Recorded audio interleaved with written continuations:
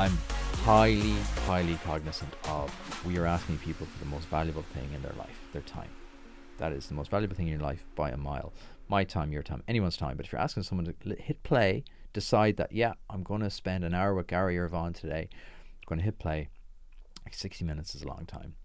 And how they listen is important because it's very intimate. If you're in someone's ears, you're literally in their head.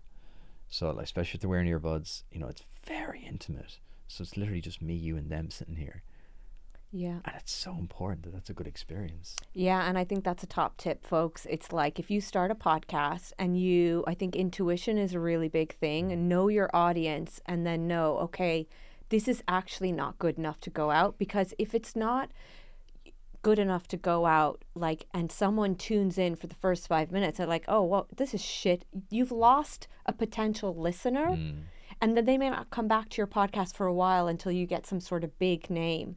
So even though I do say like it's good to be consistent and uploading, it is also quality over quantity. And I do think that like you have to go with your gut sometimes and be like, this isn't gonna. You do, but there's one caveat to that as well, is that not every pod is for everybody. So I try hit like 80% minimum. And I know and I try to do a broad mix. I try have people from different industries and at different stages. And I know sometimes just that early stage mightn't interest someone, but it'll interest like 50%. So it definitely, there's a line to be walked. The only line you can never walk back is the quality line. You just can't drop the quality because, you can have different types of guests, but just the quality can't drop significantly.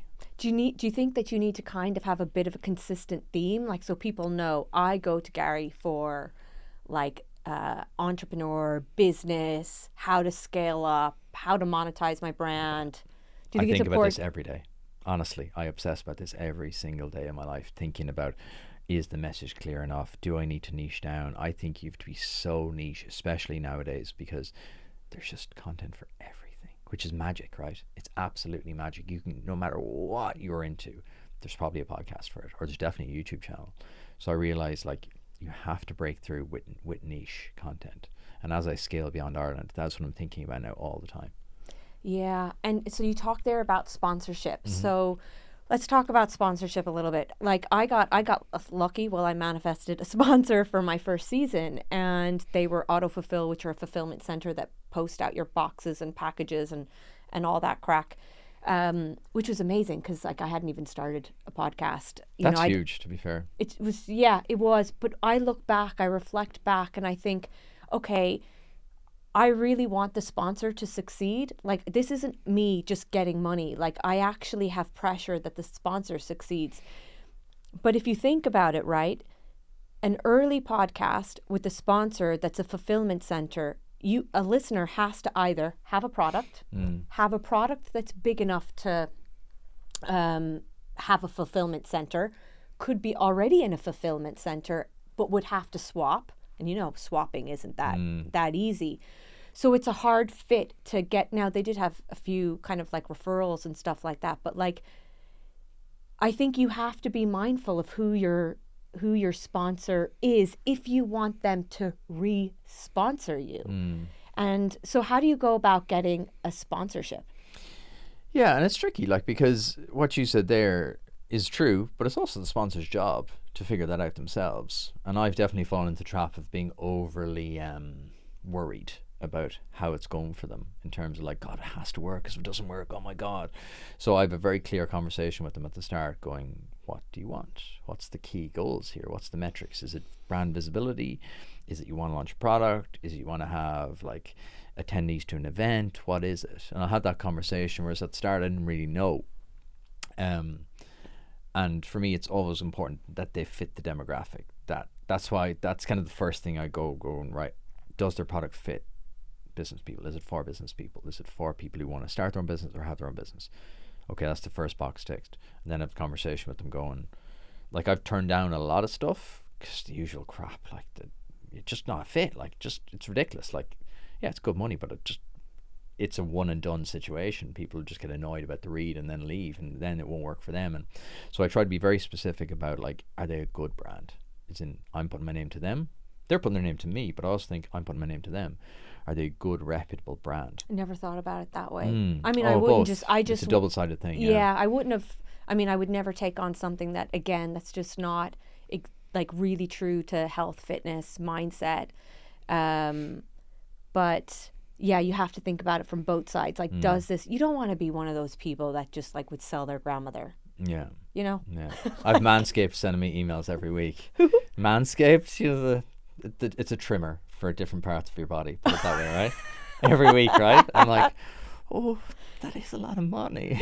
So if you hear me do Manscaped ads in the future, you'll know I caved. Listen, Manscaped, can we get a little sponsorship for this episode? Whoever you are out there, I'll throw you in. Do you like? Can you tell me what should a sponsorship amount? What does it generally look like? What do people like? People don't know what to ask for. It's very hard. It's very, very hard.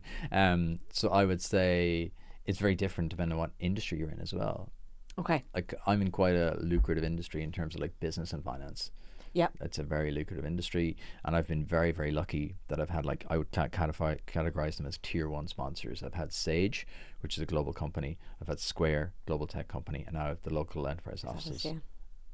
You got that one, and you know what's so funny? I was like, I'm going to ask the local enterprise office to sponsor there you my go. Ask them right now. There you go. But it's, you know, they're 3 and they fit perfect. They fit absolutely perfectly. I've iconic offices who I've worked with for years now. Yeah. Perfect, because especially the way they work in terms of like the hybrid lifestyle of people, you know, getting rid of big offices now. Especially small founders, you do need another place. You do need somewhere else to go. I work from home a lot, but you do need a place. Yeah, you work from home and you're painting your doors black, oh, and what my is the house other is picture? torn Insulating his attic himself. This morning I literally tore down. I had to rebuild the studio just for 2 episodes. Then I tore it all down because it's becoming a utility room. We have a chronic compulsion to keep working on the house. It's not healthy. Just chronically keep building, keep doing stuff. So yeah, I do get distracted a little bit easily. That's why it's so important. Sounds like an ad for Iconic, but that's why I like going somewhere else. I like to have a third place where I'm like, okay, this is my spot. Yeah. I like going there. So like people like that I work with. Ethos Resilience, like I'm massively into my health and fitness. They came to me and they're like, we're launching this new product. So are people coming to you now? Okay, does that actually happen with sponsorships? Honestly, it does. Have I gone to any sponsors? No, they've all been inbound. Wow. That's also a little bit lazy as well. I should be going out to sponsors more because but like you're they've wearing all been a Whoop. Inbound. Yeah. Whoop. Go get it. Yeah. I sent them an email. Did you? You see, I did. I should be. And they've an office here. I got no response. I got no response. Yes. Like, yes. Yes. Yeah. Whoop whoop. Whoop. Oh, look, I don't see. By the way, Whoop, I don't see. I just bought Yvonne. one for my husband. See, I don't see her wearing it though. Where's social clip? Any difficult conversations with any sponsors? Not really. Like with agencies, yeah, it's because they're in the middle, so they're trying to like line up dates and stuff like that. So there's been kind of like instances whereby expectations haven't been managed probably very well on both sides. Okay. In terms of like deadline deliveries and stuff like that, and then that's. But I always put it back on myself, going, right, how could I have avoided that? I don't really blame other people. I just go, right, step it back. How could you have done better in that situation? So. Yeah, like there are, but in any business there's awkward conversation. To be fair, touch wood, I've been very, very lucky with the sponsors I've had. They've all been very positive, very pro-business. What's it like negotiating the contract with them though? Because I'm a lawyer. Pretty straightforward. Yeah, pretty straightforward. Do you do it yourself? Yeah. Yeah. What are kind of the key terms? What are anything kind of key? Do they ask, like, do they have any input on the ad?